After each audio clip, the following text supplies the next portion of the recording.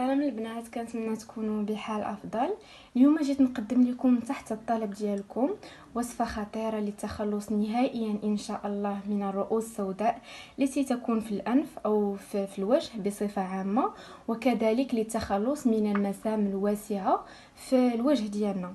فتابعوا معايا الفيديو للاخير باش تعرفوا طريقه تحضير الوصفه، وكذلك باش تعرفوا الاسباب اللي كيؤديو الى ظهور هذا الرؤوس السوداء وتوسع مسامات الوجه.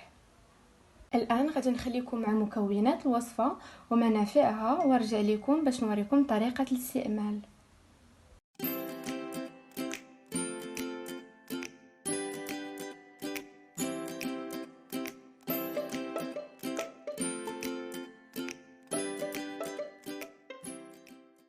فالوصفه هي عباره عن مرحلتين، والمرحله الاولى غادي نحتاج فيها الى بياض بيضه والى مناديل ورقيه. فنحتاج الى منديل واحد ورقي. فاول حاجه البنات غادي نحتاج الى بياض بيضه كما كتشوفوا، والى فرشاه تكون نقيه، والى ورق منديل ورقي. فغادي نطبق على بهذه الطريقه، غتطبقوا بحال هكا. ها هي الطبقه الاولى على الوجه ديالكم. بعد ذلك غادي تاخذوا هذا منديل ورقي، فغادي تفتحوه من هنا. هو ممكن تفتحوه. بعد ذلك نتوما غادي تقصوه، ما غاديش تستعملوا المنديل الورقي ككل، فغادي تقصوا على حسب الوجه ديالكم. فانا غير هاد يعني هاد المكان اللي نعمل ليها فيه، انا كنوريكم على اليد ديالها، ولكن نتوما تعملوا على الوجه ديالكم. فتعملوا بهذه الطريقه وتعاودوا تطبقوا مره ثانيه على ذلك الورق المنديل الورقي. فبهذه الطريقه تطبقوا. بعد ذلك غادي تعملوا قطعه اخرى من المنديل الورقي فوق الوجه ديالكم بهذه الطريقه، او فوق الانف ديالكم، يعني المكان اللي عندكم فيه الرؤوس السوداء. بعد ذلك تعاودوا تعملوا طبقه اخرى من البيض او بياض البيض بهذه الطريقه. بعد ذلك تعاودوا تعملوا طبقه اخرى، يعني طبقه ثالثه بهذه الطريقه.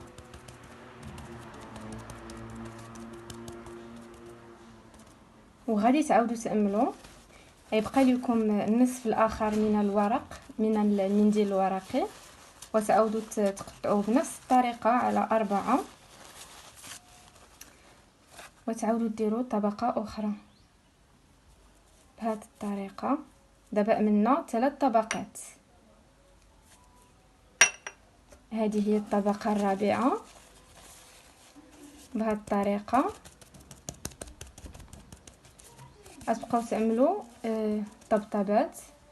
بعد ذلك غتعملوا الطبقه الاخيره وهي الخامسه، وغادي تعمروها حتى هي مزيان باش داك الورق يلتصق بهذه الطريقه، وتعملوا الطبقه الخامسه اللي هي الاخيره، تعاودوا تعملوا فوق منها بياض البيض بهذه الطريقه.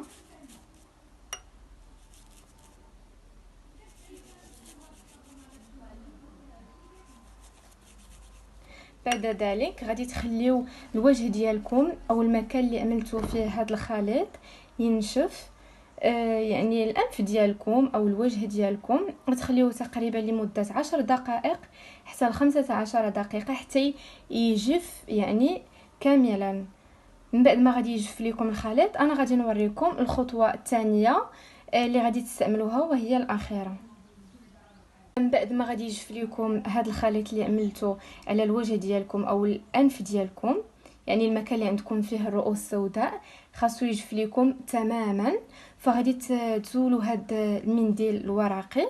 بعد ذلك تغسلوا الوجه ديالكم بماء دافئ، لازم تغسلوه بماء دافئ حتى يتحلوا لكم المسامات. بعد ذلك غادي نوريكم المرحله الثانيه.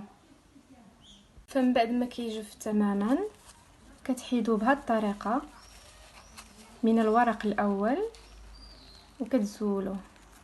بعد ذلك غادي تلاحظوا هنا دوك الرؤوس السوداء كاملين غادي يحيدوا لكم ان شاء الله.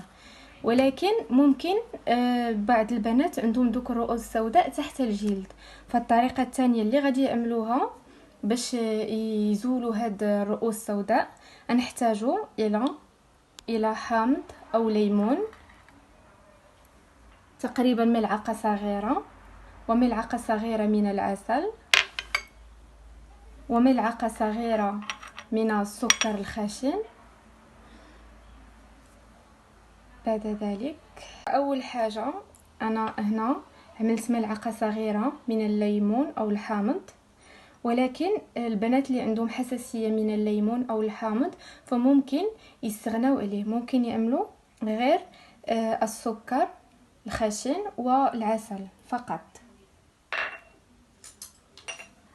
فاول حاجه نبداو بها غادي ناخذ ملعقه صغيره من السكر الخشن على ملعقه صغيره من العسل،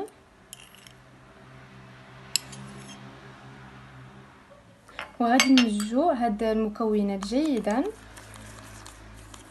فهاد الوصفه من غير كتزول الرؤوس السوداء فهي كتعطي اشراقه للوجه وكترطبوا لينا.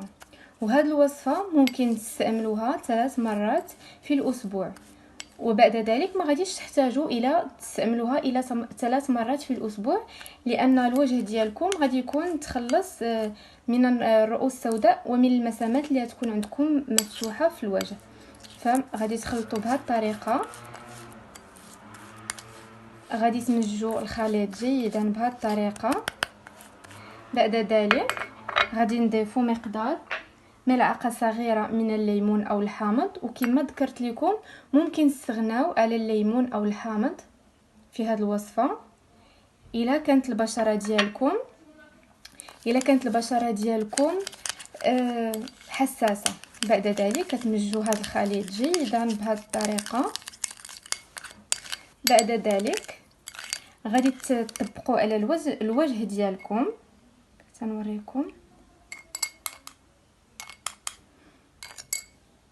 فالقوام لازم يكون على هذا الشكل، يعني ما ثقيل ما خفيف. بعد ذلك غادي تعملوا به تقشير او مساج خفيف للوجه، يعني بهاد الاصابع ديالكم وبلطف، يعني ما تبركوش عليهم. غادي تعملوا هذا التقشير لمده 2 إلى 5 دقائق على الاكثر. بعد ذلك غادي تغسلوا الوجه ديالكم بماء يكون بارد، وبعد ذلك غادي تمروا على الوجه ديالكم او المكان اللي عندكم فيه رؤوس سوداء او مسامات واسعه مكعبات ثلج، يا اما مكعبات ماء ثلج او مكعبات حليب ثلج او مكعبات ماء ورد ثلج. فالثلاثه هائلين يعني للوجه وغادي يعطيكم نتيجه رائعه. كنتمنى البنات الوصفه ديال اليوم تنال اعجابكم وتكونوا استفدتوا منها. ما تنسوش تعملوا لي لايك وتشاركوا في القناه الا كنتوا عاد جداد. شكرا على المتابعه والى اللقاء.